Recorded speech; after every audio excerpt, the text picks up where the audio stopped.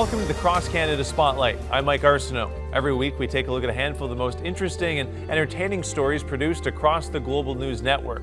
Our first story this week takes us to Alberta for something that feels like it's from a work of science fiction. Can you imagine being able to alter your memories? Check this out. When you think about your childhood, do you see those memories through your own eyes or someone else's?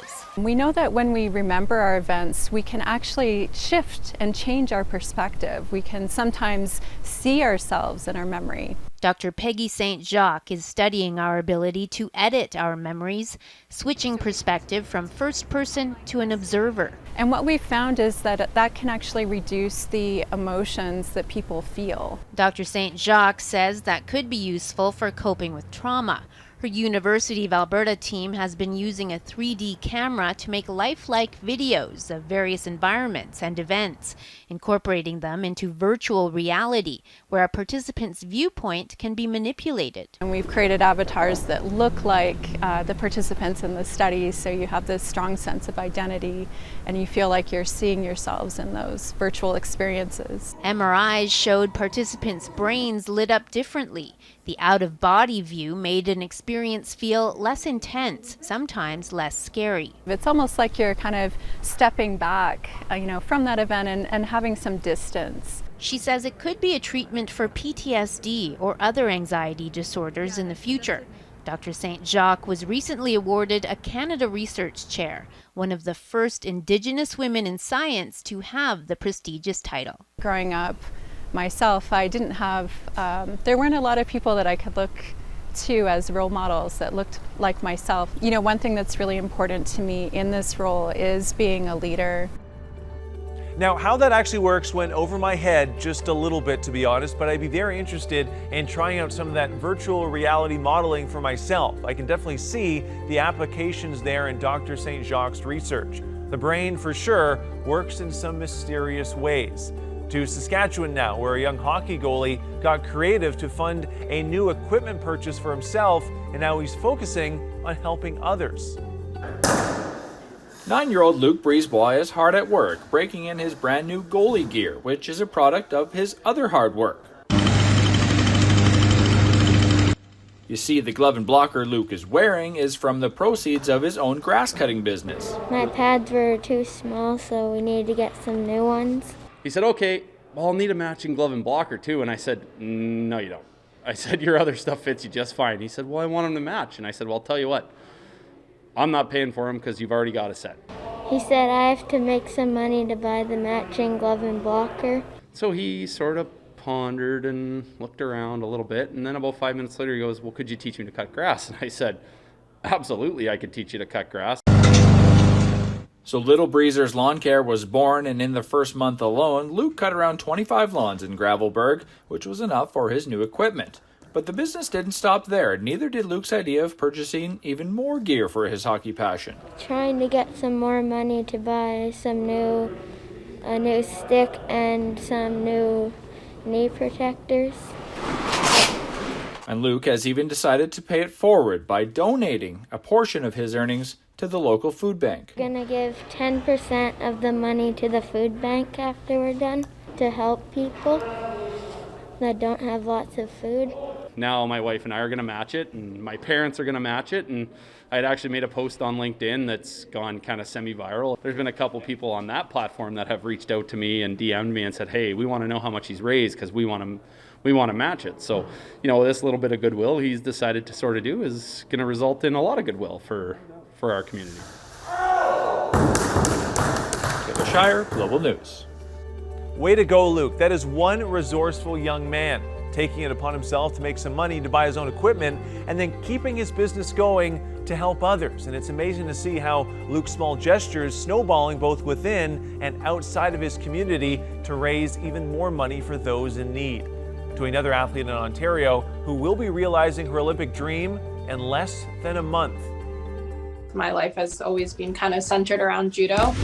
Jessica Klimkate first stepped foot on the mat at the age of 4. Now, 20 years later, she's heading to her first Olympic Games. I moved to Montreal. I changed a lot of things about what I do day to day just to really focus on judo and to be able to go to the games to represent Canada and to be able to come up through the Canadian system. It's really important to me. And while winning the World Championships earlier this month was tough, Klimkate says one of her greatest opponents and biggest challenges has been the pandemic. I still have to train, I still have to be in shape, but nothing's open. So I really had to sit down and learn a lot about myself as an athlete and what I need. So I created my own kind of training plans with help from my coaches and did the most that I could every single day. Becoming an Olympian has been a dream and something Klimkate strived for since she began the sport here at the Ajax Budokan. Just do the same thing that she's doing now. Kevin Doherty, a two-time Olympian himself, was her former coach of 13 plus years. She had a lot of zip. She had more energy than anybody on the mat, and she never missed a practice. She would come to every single practice, no matter if we had an extra practice on a Sunday or a Friday or a Saturday. She would always be there. She would never say anything to us. She came on, first one on the mat, last one to leave. No Canadian has ever won Olympic gold in judo, but Klimkate hopes to change that. She feels she's in a good position to bring home some hardware. To come home with a medal, it would just mean that I went there and did exactly what I should do. Klimkate will train in Montreal over the next few weeks before heading to Tokyo. Aaron Strack, Global News. I've been producing a monthly series this year called Training for Tokyo, featuring different athletes and how they've prepared for this uncertain Olympics. And Jessica definitely has the perseverance and dedication that has defined every athlete I've talked to. Also, her fast twitch muscles are insane. How quickly she moves when on the mat is incredibly impressive. And speaking of impressive, an Ontario nursing student recently graduated from McMaster University, overcoming almost insurmountable odds. A proud mom and a beaming graduate. When she's passed, I can't even, I can't believe it. Humaira Ahmed's journey to become a nurse has not been easy. So throughout my childhood, I was a victim of domestic abuse. So that's one of the reasons why in my third year of nursing, I had to flee my home. But Humaira, her mom, and 3 younger sisters had nowhere to go. It was in the middle of the school year. We didn't have anywhere to stay. It was the middle of winter. And I had no idea what to do. For a few days, Humaira slept in the library, which was open 24/7 because of exams. Some emergency grants paid for a short stay in a hotel, but that money quickly ran out. So the family turned to the shelter system, even though they were told there was no room. We just grabbed all our luggages and we sat outside the shelter and we said, we're not leaving. We're not leaving this place. We need help. So they had to put us into the kitchen. So we all slept in the kitchen, and that night I actually went to clinical at 5 a.m. Clinical, referring to the hands-on experience nursing students need to complete in order to pass. And then COVID hit, making everything more difficult. Everyone was using the same internet, so Zoom would cut in and out all the time. My grades suffered because of attendance. There was a lot of invasion of privacy with that too. I didn't want anyone to know I was living in a shelter.